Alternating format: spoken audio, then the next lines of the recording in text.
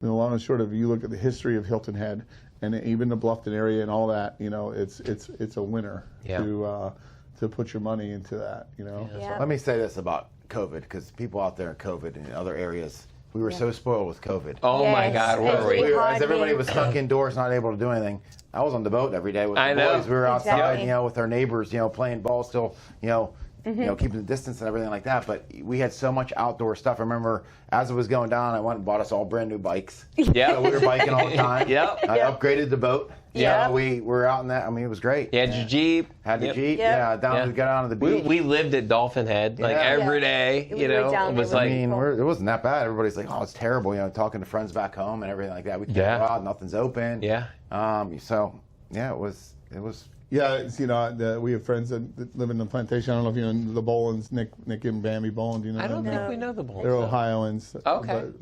They own. Surprise, surprise. They own the.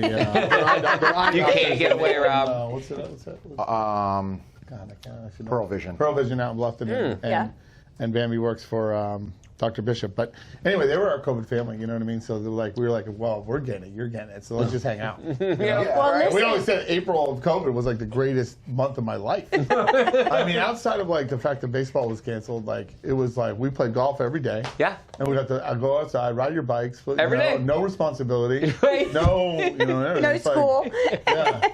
Well, listen, we would hear your parties from our house, just for the record. We still can. I've almost got some folks over today. Shadow literally like, it sounds busy. Can I go down? I'm like, no, I got a party.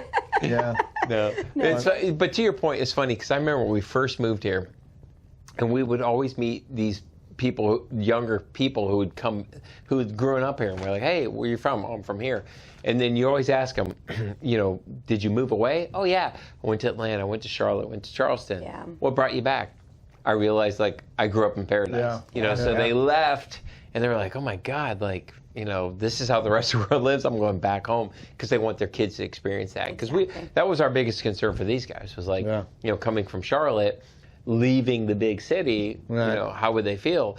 And we've often talked to them. Asher, he can attest to this. I think it's pros and cons. I think there's not as much as to do for the kids as the normal city does. They're not entertained. Correct. Yeah. But there still is plenty to do because it's outdoor and it's different. Well, think about it this way. If they choose to do it. We're a small town, right? But we have a lot to offer. But you're only 2 hours from Charleston. Exactly. Right? You're 4.5 hours from Atlanta. You're 2.5 hours to Jacksonville. 3 hours to Charlotte. Yeah. So you got some major.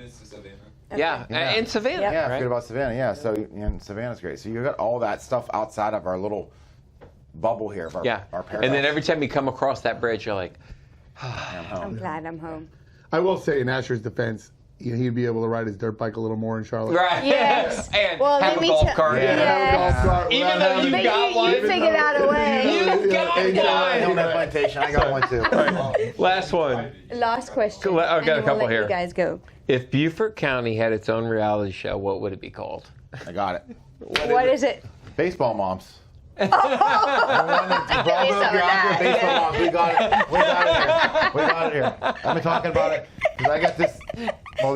I won't say. We got these travel teams and we've got some stories, don't we?